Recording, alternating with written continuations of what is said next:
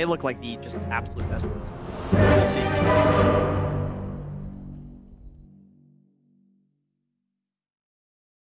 Have another setup for a spicy battle.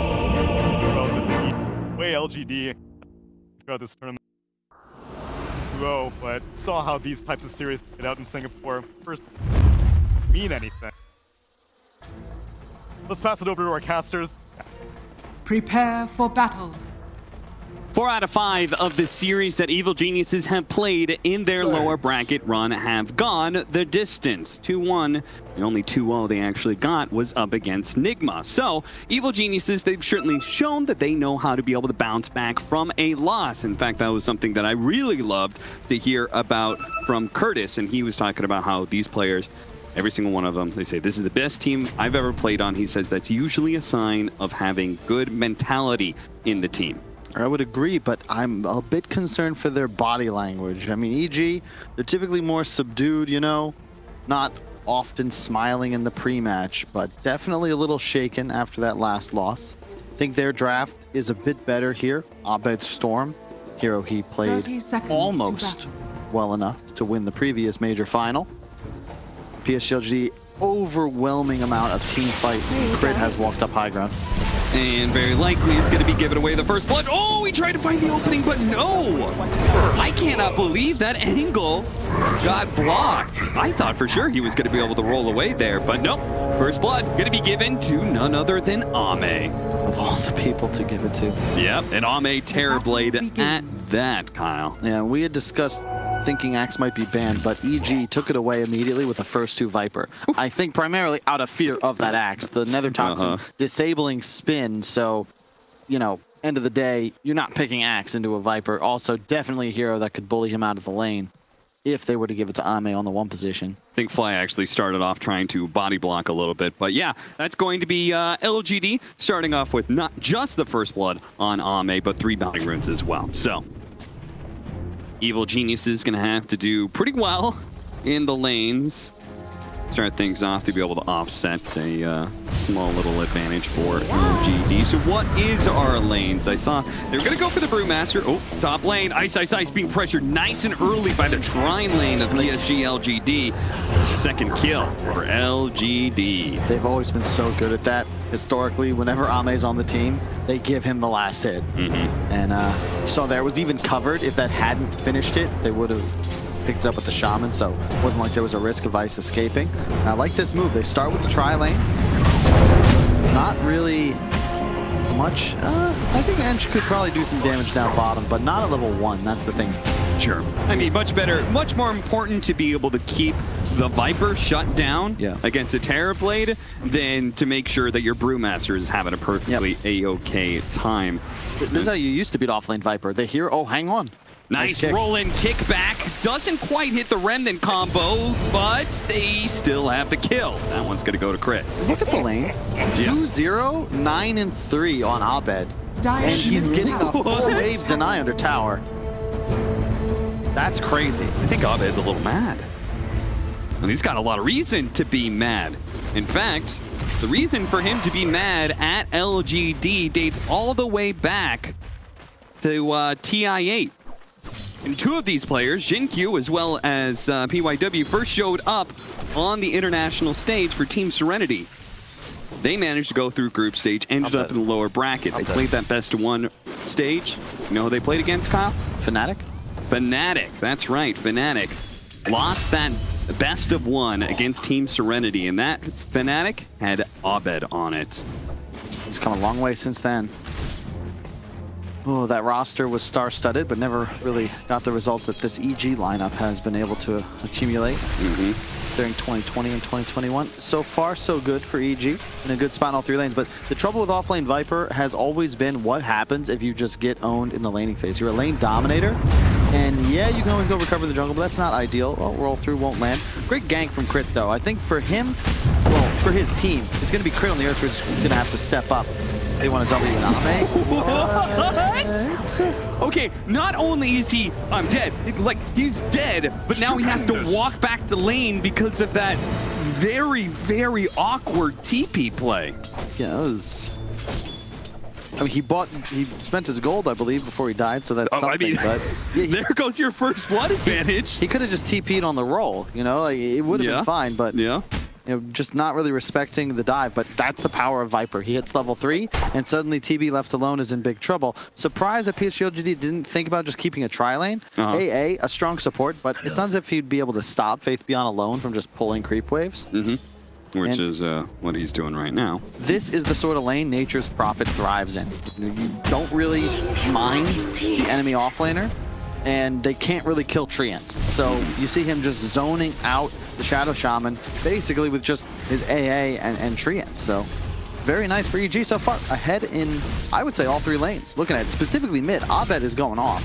So I thought game 1 was really interesting because one of the things that Evil Geniuses has done very nicely this event is be able to have this like super aggressive, like the safe lane Furion. It feels like 3 aggressive cores, 3 semi-core sort of lineups and run at you, take over lanes and such, like they did at the Singapore Major. They've also managed to fall back on the harder carry. And I thought game 1, I felt like that concept, that first one, got countered so hard that they were just going to back up and go for the hard carry again. But it seems like Evil Geniuses still have faith in this sort of 3 semi-carry sort of lineup. Yeah, and I like it a lot more in this game because I think the support duo has just been straight up upgraded. Earth Spirit, better than Clock, and I think it's necessary to have their catch hero on crit, and I'd rather have an AA than a Lion. I know Lion's incredibly high priority, but this hero just seems bonkers, and really, well, I'm making another TP to the tier 1, but this time in time. PSG.LGD, they took Death Prophet into AA. I consider AA a pretty damn hard counter because you remove drains. We've discussed it throughout the group stage, but drains feel like the real ultimate on Death Prophet. It's what give her that unkillable strength within a fight, and AA ult just removes that. And suddenly EG, they have so much catch from such a far range. You know, maybe Viper is just sitting there in the lane, crit in the trees, he can roll in no problem. RTZ TP's in, Storm zips in. AA blast. You have 4 heroes damage output, but they only represent 1 threat.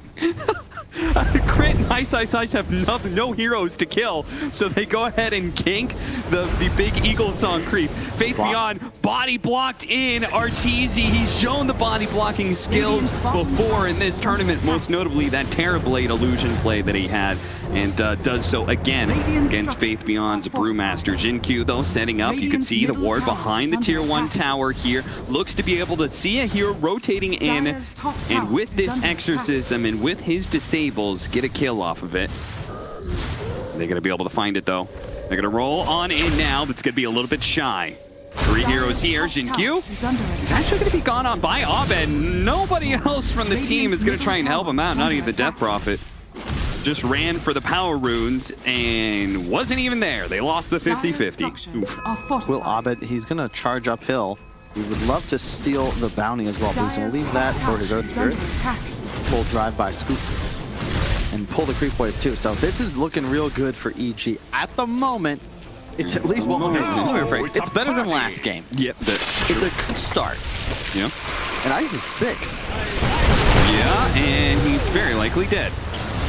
Nice rotations here from PSG.LGD. They still managed to pick up the kill on Y. Ice will enjoy a bit of bump in experience for that. Faith Beyond going to be gone on, though. As again, 3 heroes are postured on one side of the map. Both teams have a similar idea here.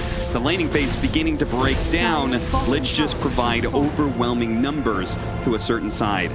Yeah, but this is going much better for EG. They got a tower. You can feel RTZ definitely feels a lot more powerful. Instead of a Sand King who's already level 7, it's a Faith Beyond Brew that's just level 4. And the hero doesn't really have that easy farming mechanics come back into the game. He's going to look to accelerate through team fights, but needs ultimate to do that. In addition, Abed, I think most comfortable of all heroes available on Storm, and he's off to a great start. He owned his lane. Already level 8, and top net worth in game. Top tower is under attack.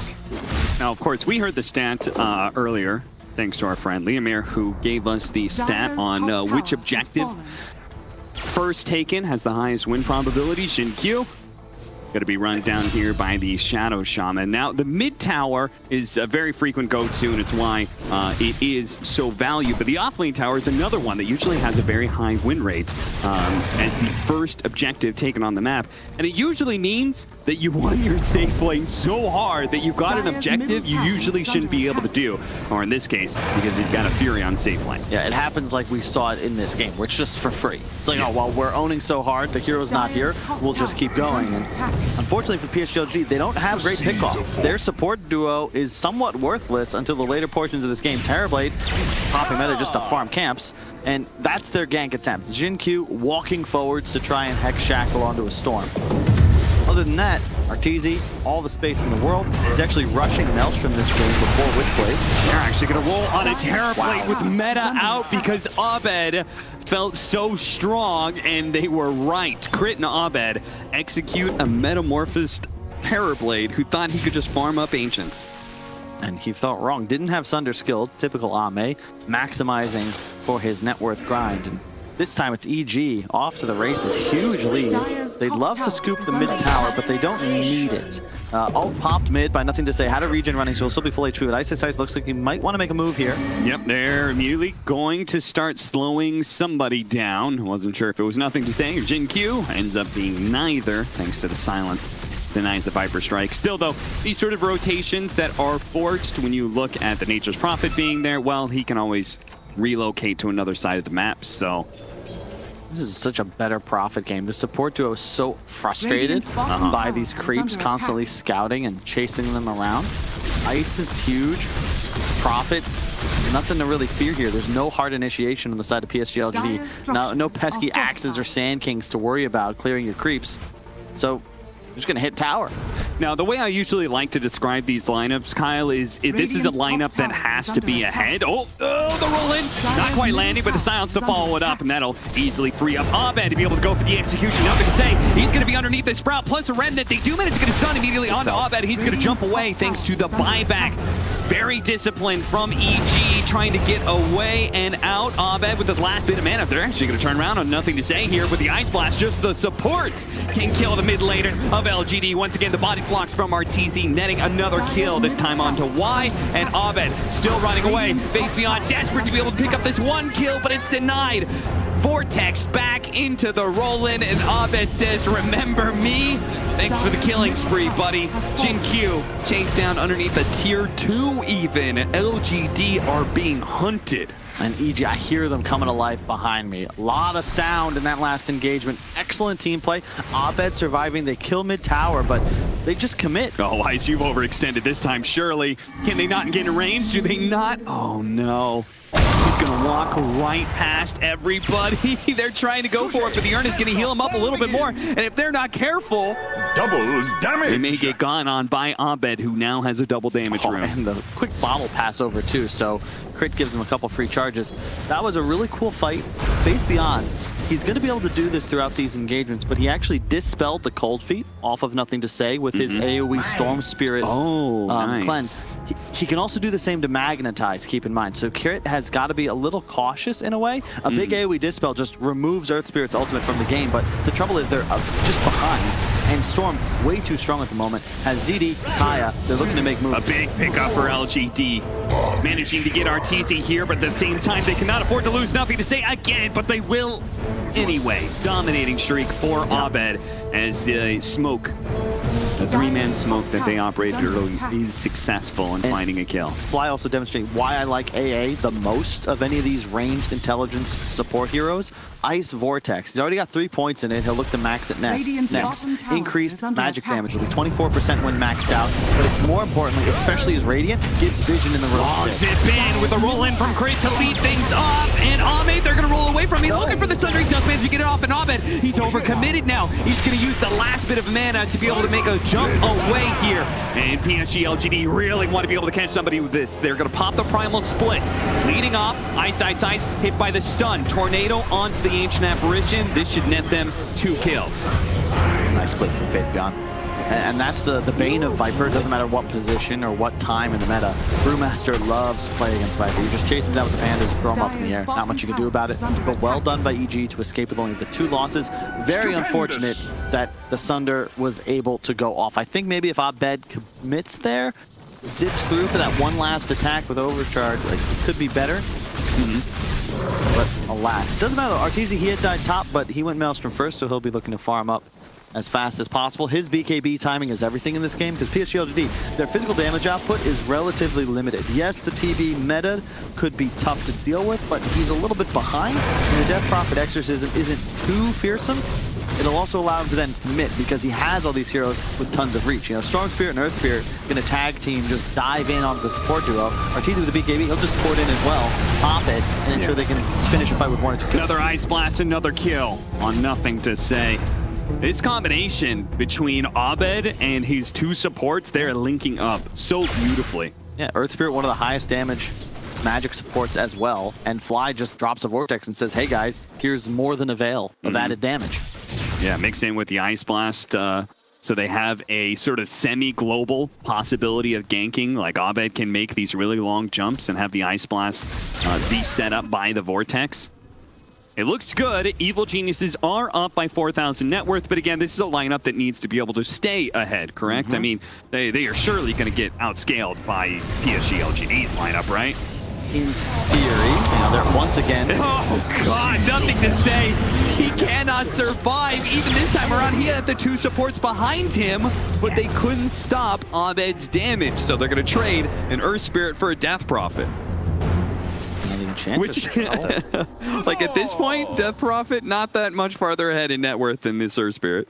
Yeah, Nothing to Say has nothing to do, because every time he pokes his head up middle, he just gets wiped off the face of the earth. And you check out Faith Beyond, he's got the right read on the game. He's just Midas, Brown Boots, Soul Ring, because yeah, you're right. PSG.LGD into the late game, much better scenario. You know, Brew split, TB meta, DPXO, it's going to be a formidable force, but the trouble is right now, they can't do anything.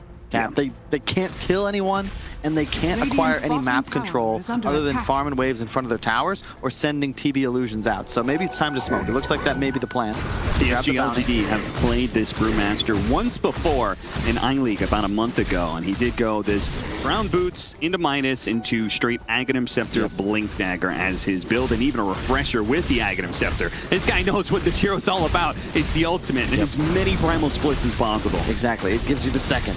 It doesn't necessarily increase the uptime. Well, it does, but the replenish time just replaces the cooldown. But it's just, you always have an ult up. That's the theory, and it just means you have to wait longer if you want to take a fight at full strength. But we'll see. BKB is going to be the name of the game. PSG.LGD, they got it queued up. Oh, double smoke by accident. That's very bad for them. Oh, God. A bit behind, and they accidentally 2-timed it. They're fighting right on top of an EG ward if they pop on Fly.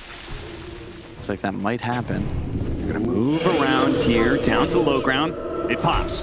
Immediately the Exorcism is going to go out. Jin Q trying to catch somebody here, but Crit with a turnaround. Rolls immediately onto the Shadow Shaman, gets off a 2-man silence with the Magnetize. Beautifully set up, but Faith Beyond is here to be able to counteract. Crit looking to be able to roll away. A Sunder goes out from Abed, but he is just dead. This magic damage is too much for him to handle, and that's even before Abed is here. Use the rest of his mana to catch up to Nothing to Say. It's a bit more for their Electric Vortex. Thank goodness Faith Beyond is there with the Storm, the Cyclone up in the air. That'll deny the Nothing to Say kill, but that's it. That's the only person they could save. 4 dead on the side of LGD. It is only fitting, Cap. First thing we said at the start of this tournament, control the armor, control the game. Well, things have changed over the last 11 days, and EG have learned the new tweak. It's not the physical armor. It's not the TA you got to worry about. It's actually the magical armor. The early Veil on Crit, the maxed Vortex from Fly, they easily turn it around. They also, of course, minus magic resist from the Viper right clicks with Q active. So 3 different methods of reducing the magic damage. With a Storm Spirit core that naturally outputs a ton of magic damage. Yeah, like, we didn't even get to see Abed really go to work there in that last team fight, but I could see that, like, they build up that magic resistance and he zips in and he just, like, would crush people. And don't forget New Furion ulti as well. A ton of magic damage. At level 2, it'll start at 150 with 10% plus 5 damage increase per bounce. You've also got Arteezy rushing a Maelstrom. Why would he do that? that. Well, it's the best farming item, and it's also going to do magic DPS within the engagement. So I thought for sure EG was just going to cut and run, but they got that initiation onto the Shadow Shaman. You saw Faith Beyond went for the Dispel, but it doesn't work once Cold Feet has already procced. You can just Dispel it while it's still forming. So a little late on that, and PSG.LGD, they just get surprised. Everybody was there, EG was ready. To give you an idea of how much damage Wrath of Nature can do, you're talking about level 1 maxing out at around 600 damage. Level 2 gets closer to 800 damage. Like, those last couple of hits can do an insane amount. You add some magic resistance reduction there. It's maybe even more than just pure damage if they have enough of it.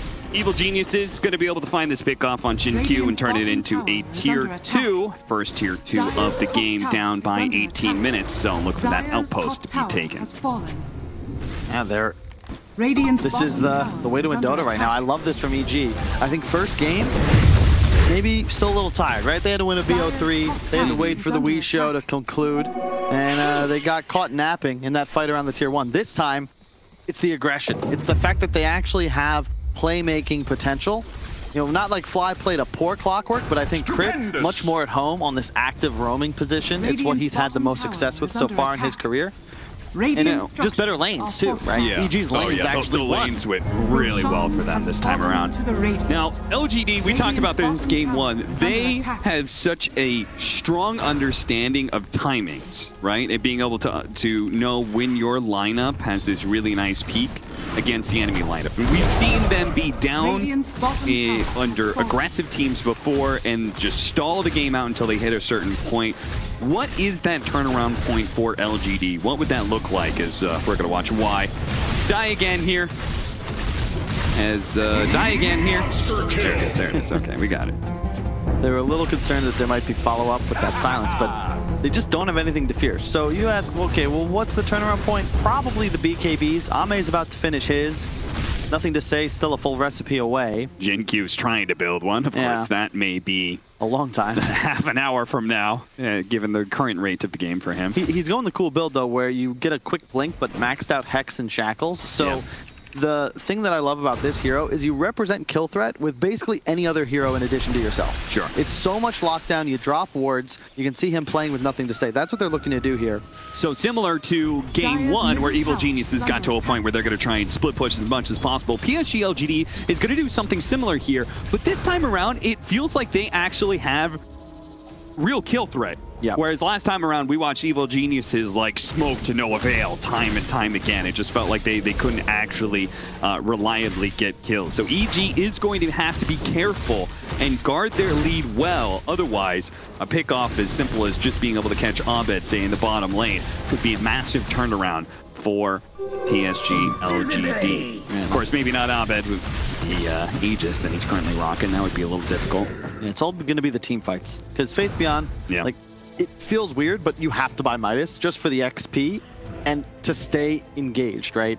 The Sand King has a method of just clearing waves. You're going to be able to accelerate your own farm, no problem. Brewmaster just doesn't farm. And you can't with a Terrorblade consistently taking your waves. So he's just going to churn gold over time and eventually have Ags, which makes him a huge teamfight winner. Like, the reason you don't see Brew is because I think you just get enough teamfight from other heroes, but Brewmaster really is the lord of the teamfight. It's going to be a tough game for it. Abed Storm specifically is in a fantastic spot, holding onto the Aegis for another 2.5 minutes. So, of course, smoke out, look to get aggressive. You've got so much catch, too. A Crit also, he's got a BKB queued up. That's going to be an awesome item. That's my favorite type of Earth Spirit to play. When you get ahead like this, you can just veil BKB in the middle of a fight, ignore everybody on the side of PSG.LGD. I've been seeing this a lot in pubs right now. These 4 positions that rush an early BKB, and it just feels like they're unstoppable. They just jump in, pop that BKB, and they're just tanky enough that they can last in a team fight rather than just being sort of the initiator that dies right off the bat.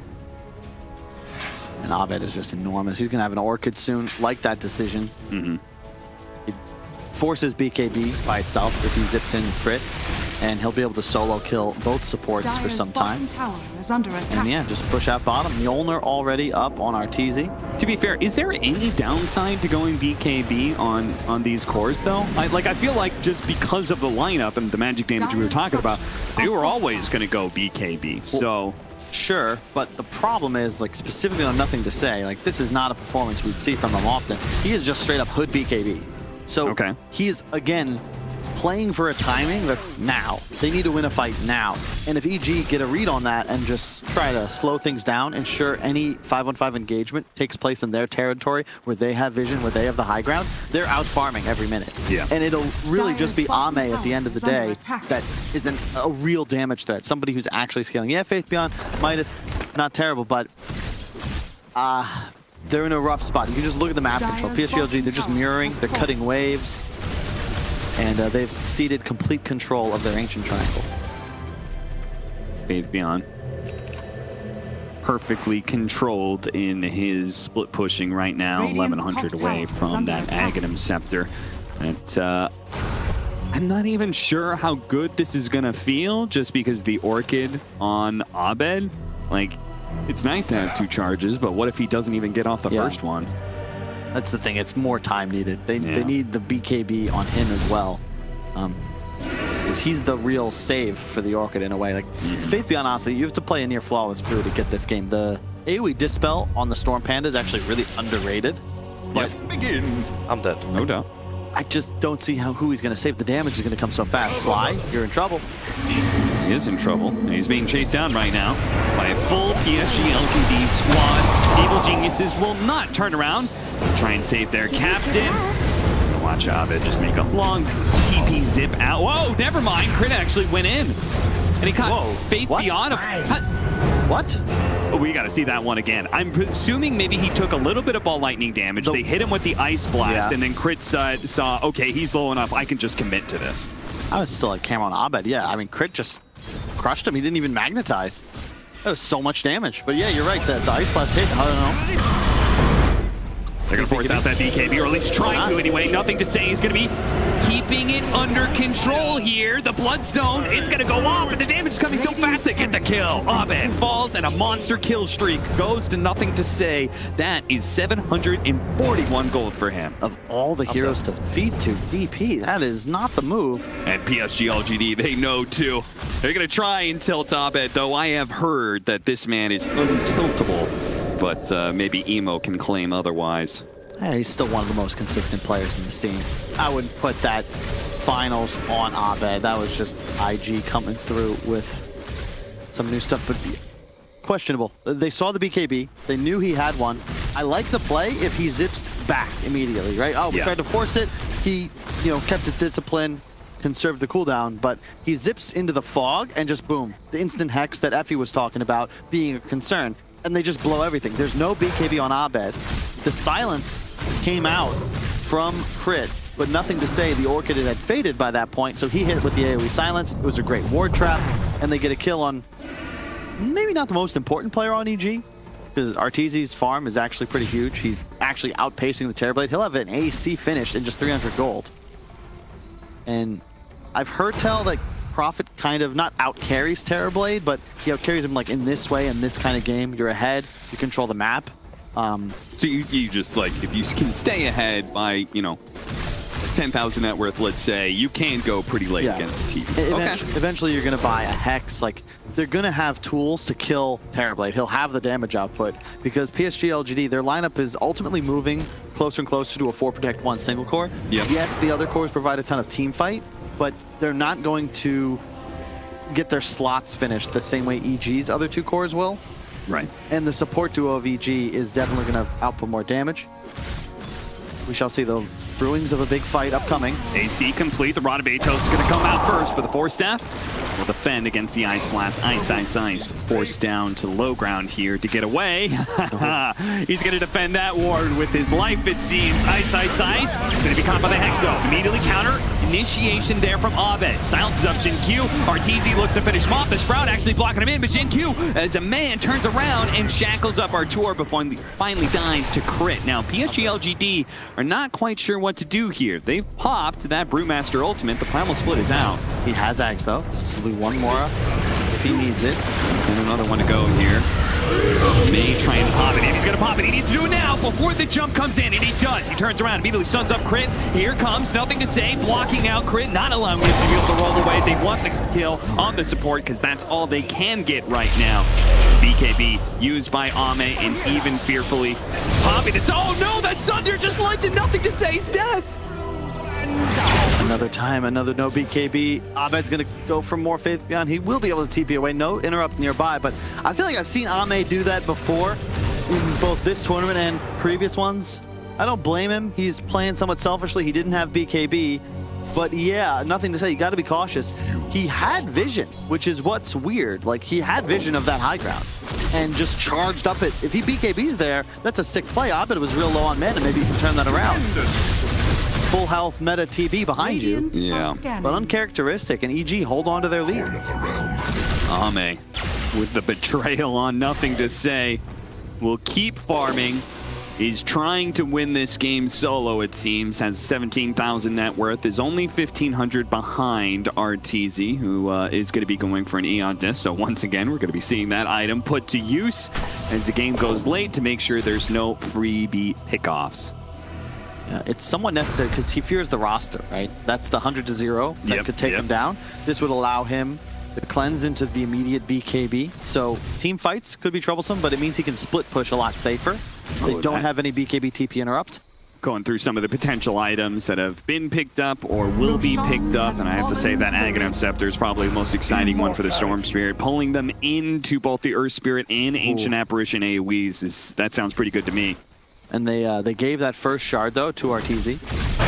Sprout taking Greater Treants. It used to be broken. The first couple weeks with that addition were really silly. And I just saw Greater Treants killing Raxes by themselves, but still effective, and it'll help him farm faster and keep lanes shoved. You can see the EG MO right now. The 3 cores slowly grinding out a net worth lead. RTZ keeping tabs on Ame, and the other cores on the side of PSG.LGD, they're kind of drifting further and further behind. They have their items online, they want to fight.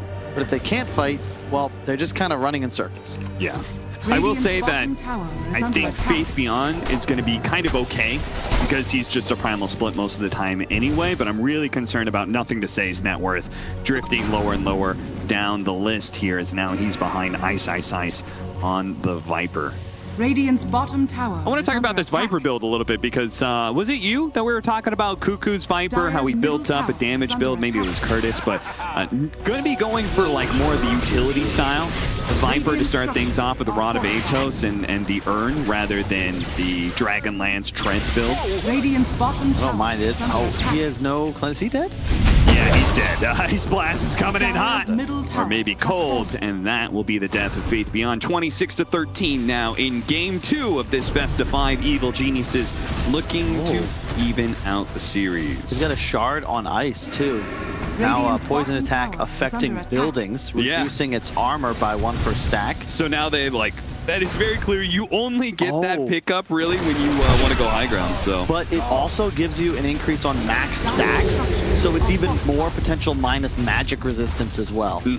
That's pretty cool. That's for hero damage. So yeah, the Storm AA output is actually going to be kind of crazy now. I wouldn't be surprised to see Dagon's picked up, but the high ground against PSG.LGD, this is real tough. To your point about the build, yeah, I think that the Force Staff was just needed. I also really like that they got one early on the side of PSG.LGD because you need it to avoid that deadly Atos, Nethertox, and Ice Blast combination. The Force Away will save somebody. And yeah, they're actually going to get one onto Ame as well because he realizes more forces are going to be necessary. Okay, just keep building it up. And this is a cool read as well. Again, going back to the AA, if you remember the 3-time Leshrac from PSG.LGD yesterday, it was all about the spell lifesteal, the healing amplification. Well, AA removes that, and you notice Nothing to Say. He didn't change his build.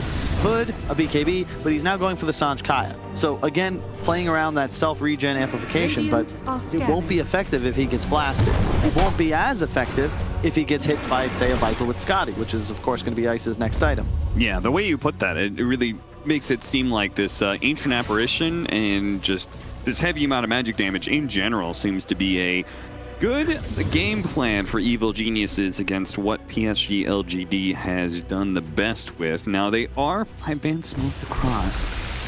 Ice is going to go for that one extra creep wave. TP out, but he's caught. Jin Q. Great blink in, hex by him. And the first big pickoff we've seen in a minute here for PSG.LGD. Unfortunately, they can't really take much map control off of that because these damn treants are everywhere. Like an infestation. PSG.LGD going to try and deal with that as best as possible. Really nice. Oh, Abe. Jumping forward, does manage to find Jin Q. Gonna go for the fast Shadow Shaman kill. They do manage to get again. The cleanse coming out from that purge, but sadly Jin Q is low enough that he dies to the right click of Arteezy. Arteezy actually copping a bit of damage here. They try to force step him up into the base here. They know he's got an Aegis, so they can't overcommit for this kill. They're gonna go for it now. All right, that's gonna be one. Ame setting up around the second life here. So's the rest of the teams. They're gonna go for Arteezy almost immediately. Artur trying to deal with this one. The Eont is going off. Slowed down by the Scotty. Ame, they're trying to force stab through the trees and will manage to kill Arteezy. Looking for more now. Force stab up. Faith Beyond. Ooh, a little bit too late to get that disable out. Still though, managing to kill Ice during the pickoff, and then Evil Genius is getting a little bit too aggressive, loses their carry in Arteezy. We're back down to a 9,000 net worth lead only for EG. They cannot afford too many of those mistakes, Kyle. No, they can't, and it's just uncharacteristic. Like, if you're going to commit for the Rasta kill, get it. Finish the kill, commit early. But they took this sort of delayed team fight. They'd used all of Storm's mana pool and Ice Blast, and then they were looking to commit later into the fight. They are not respecting this Scotty. Thankfully, the double force staff got the wrong angle, and Ame ended up on the low ground rather than on the high ground where he could have maybe chased down Crit some more. It's getting dangerous, EG. Yep. Gotta chill a bit. I like the aggression, but I just want them to do it as a unit. Like, be strong. And if you're gonna make that kind of play, I would love it. You know, Abed, he's got the Aeon disc. I kind of wish if they were gonna play it in this manner that they had just bought BKB. Like, you look at the net worth lead. Yes, it's 9K, but you gotta keep in mind how much money has been spent on these Eons. It feels like they were overly focusing on the pickoff potential, and as a result, sacrificed some of their team fight potential. Yeah, exactly, because that's a lot of dead gold now on both Arteezy and Abed. Your top two net worth cores have spent a lot of money on an item that just saves them from a pickoff. And yeah, it could be useful in a team fight, but you saw how well Artur served him in that fight. Sure. It's not really a lead. And Ame's Terrorblade, this is the hyper carry. This will utilize net worth better than any other hero in the game. Going for the Swift Blink, actually a big fan because positioning is going to win the war here. Yeah, no, absolutely. And if he can spend more time getting in the face of evil geniuses and right-clicking and less time trying to chase after heroes, it's going to feel mighty nice for PSG.LGD. This is a big difference between Game 1. There was a lot of similarities in the first 15 minutes, but like Game 1, to be honest, EG, I feel like they had zero chance. Even if they pushed the game into the 10-15 minutes, it felt like their lineup wouldn't be able to compete. But we know PSG.LGD's, this Terrorblade, it can work. This has been the story of the tournament for PSG.LGD. When they win, it's dominant. When they lose, it's a grind. Yeah. Like, there is no just 20-3 walkover. They make you earn it. You're going to need to grind, like, 3 Roches, 4 Roches. Your item decisions have to be on point. You don't get the free team fight. They're not going to just lose a core here, lose a core there. Oh, guess who won? Take the base. They make you beat them 5-on-5, oftentimes more like 5-on-8, because they'll have the buybacks ready. In this case, now Bot's on the Death Prophet. He will not have a buyback for now. Ame has his. Faith Beyond has the Aghanims. Oh, love it. He has the locked Vitality booster, so we can assemble Eon if necessary. Refresh our next item. And the Ceremonial Robes, the Earth Spirit will carry that aura. Minus magic damage, minus magic resistance and status resistance. Very effective. You know, they keep on Arteezy even risking a few hits himself. With the double Siege Wagon push, this tier 3 may end up being the first to fall here. PSG.LGD. All right, they're here in force. Evil Geniuses will back up. They're immediately going to smoke on PSG.LGD here. The Wrath of Nature used, and Roshan... Not spawning, but it could have. So they have to get out there. It's a long spawn. They got to get some control of the map. They got to get some wards down. Hopefully they get a pick off with this. That's what they're hoping, but they're not going to find it. Arteezy He teleported to top, but now he's at bottom. He's going all in for the right click. Any chance they keep this going, that they keep wrapping through and through and through. They check the Roshan pit just to see if it was an early spawn. It's not. It's a late one. It's going to be another 2 minutes.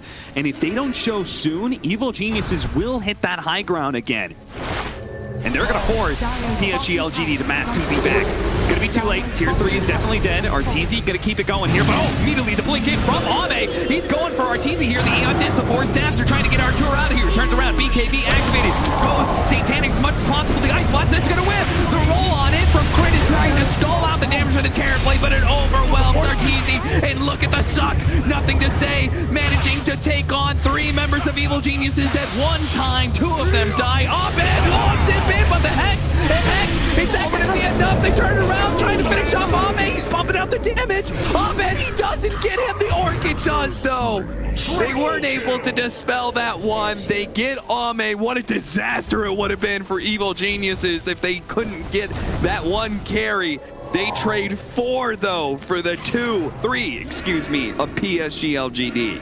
You did get a buyback on the Enchantress, but man, like the killer instinct from PSG.LGD. Ame just goes. Blitz forward, meta, BKB, attack. And Artur, he has no hope but to turn and fight. Unfortunately, it just didn't look like they were ready. You saw Fly just kind of threw out the Ice Blast in a panic, whiffed everybody, and that gave nothing to say. The freedom to do exactly what he's doing on your screen. Just everywhere. Kills the Viper by himself, full HP. If he's not Ice Blasted, he fears nothing. God, look at this reaction. Shinkyu turns around somehow.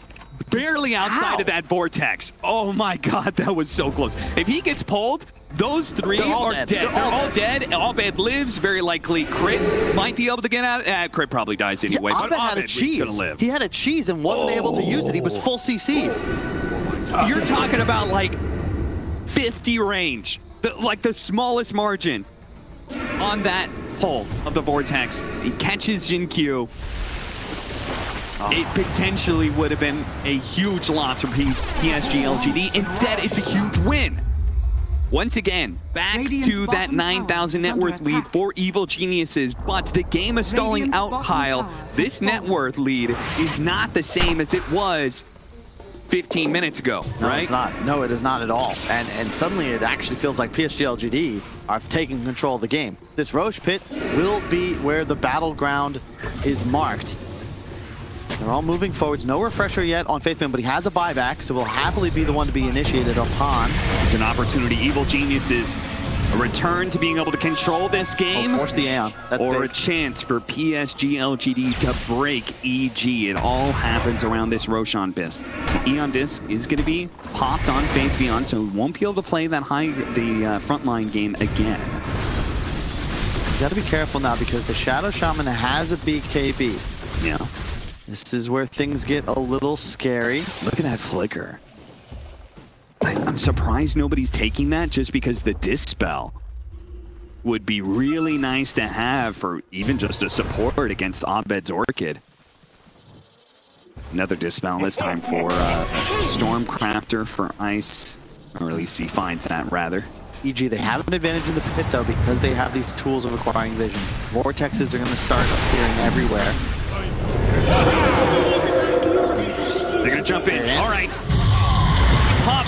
So many ultimates here. Evil Geniuses, they can cleanly back away. It's okay, but they do have to stay around the pit somehow because Ame, he's put out the damage pretty fast. The Ice Blast is gonna be able to spot him. Here comes Ame. Can he pick it out? Yeah, he gets it. He gets the Roshan, he gets the Aegis, and he gets out. Evil Geniuses rolling on in with Crit. He's not gonna let him get away so easily, but the block from Y, it allows the Terrorblade to be able to take up and turn around with the Sunder, and they kill Crit. Arteezy, man fighting right now against Jinkyu. Nothing safe, but now Ame is joining the fight. And now that is a fight that Arteezy cannot win. This is a fight that Abed may be caught in. Ice to get it swept up on. Abed drop down to the ground. Goes for Jinkyu as the Orchid on him. A nice pull. Managed to get the other support as well. Pops the cheese. Trying to get back up. He has the Aegis, so he can still play this one out. Waiting for the second line of Arteezy. He's going to be coming in. Abed backing up here. They're not going to keep chasing after LGD because they know they do not have the numbers for it. Ice dead for 60 seconds. They may have gotten barely a victory inside of the Roshan pit by grabbing the Aegis, but ultimately, Kyle, it doesn't feel that good for EG. No, not at all. I mean, Abed is playing out of his mind. He got thrown down from the tornado and had the immediate Orchid pre-Hex. Otherwise, he just dies to Jin Q. Amazing plays by Faith Beyond. He basically wins this fight. Ame, once again, forces EG into a move. They somewhat panic. Crit just kind of rolls forward, and now he's alone because Abed has already got what he came for and zipped out. Crit continues to pursue. Fly is way out of position. He's in the river for some reason, so he dies. Crit chasing a Terrorblade alone up the high ground. Now he's dead, so it's suddenly a 3-on-5. You see RTZ, again, no choice but to man fight. The blink from Ame playing huge dividends as he just gets perfect positioning, but the support duo of EG have got to just chill out. They have got to relax. PSG.LGDs, they're getting all these spells of watch here. Abed's gonna come down, immediate the Orchid. Otherwise, he's dead 100%. Tries to go in, gets a 3-man pull. He's literally doing everything that he can, but there's just no damage, and Ame is killing everyone. Everyone. Yeah, this Nature's Prophet, it just cannot hold a flicker of a flame to the bright burning bonfire that is Ame's carry Terrorblade right now. He is just destroying these team fights. Yeah, and I agree with RTZ's decision. He has a Rapier queued up because in this item build, he forgot that he actually had to deal damage. And Eon Disc gonna Satanic, it's cool, but he's dying with Satanic active. Yeah. It's the regen reduction. The Shivas plus the Scotty, yeah, that item's worthless, Sartor. It's like 30% effective. You don't do any damage, especially to a Terrorblade. Here comes another one. 46 armor. Nice, nice, nice. I believe he used buyback on that last one, so he is going to be dead for a while. 80 seconds with no buy available. LGD are going to start taking objectives. LGD are going to force more mistakes out of evil geniuses. Radiant's top I don't know how you come back from this one, man. EG, if you were going to win this game, you had a huge lead 20 minutes ago. It has dwindled away. It's a level 25 on your Death Prophet. Wards get dropped. And that's a meta TV. They're just pushing. Yep. He's level 25. Abed. He's gonna have to do some of those zipping shenanigans. He's gotta watch out for Jin Q though. You can see him lying in wait in the trees, ready for his opportunity to be able to blink X. Meanwhile, the buildings are falling fast, and EG can do nothing to stop it. Middle barracks are under attack. Radiant's middle barracks. He kills the creep wave. But ultimately, LGD, they got what they came for. They're just so composed, Cap. Like I said, they make you beat them. And EG just haven't played clean enough. With this huge lead, it doesn't feel like they've got a single engagement on their terms. They found pickoffs, but every team fight, somehow, even with a huge disadvantage, it was PSG.LGD kind of forcing the action. When Ame commits, they all go. EG discombobulated. They've lost their lead. Now the 9K advantage rests for their opposition. PSG.LGD looking dominant. A game up in the series, and at this rate, soon to be 2. Look at the buildup from Abed. He got the shard. He recognizes that his other cores are not putting out enough damage. So he's going to give them a little bit of helping hand and give them some overload charges to work with, and then finish up his BKB. Meanwhile, Refresher, Terrorblade, Refresher on Death Prophet, Refresher on Brewmaster. 3 cores that are ultimate dependent and making sure that they can always fight. So cool from LGD. It really is. And Ame, I don't... He has 4,000 health, a Satanic, a BKB, the Refresher that you mentioned, and a 6-second cooldown on Sunday. Like, EG, they're lacking damage. Like, that's the issue with the whole draft now. It was great, the stacking magic resist. It's like, whoa, they're just killing everything. People explode. Well, we're too late in the game now. It's a cute combination, but who's actually going to right-click your way home PSG.LGD, they're just going to walk up high ground and pop their spells. They have even the wolf creep thanks to Enchantress. There's been a net worth lead for Evil Geniuses the entirety of the game, but now it's LGD 9K up, all in. Evil Geniuses with a Divine Rapier, RTZ jumping in the back. They're going for Ame right away, but the damage, it is pitiful. RTZ, he now needs to be able to find a way out of here. They're Glimmer King, they don't have anything. He's going to die. He's feeding away the Rapier. He has no buyback. He has no buyback. Evil Geniuses.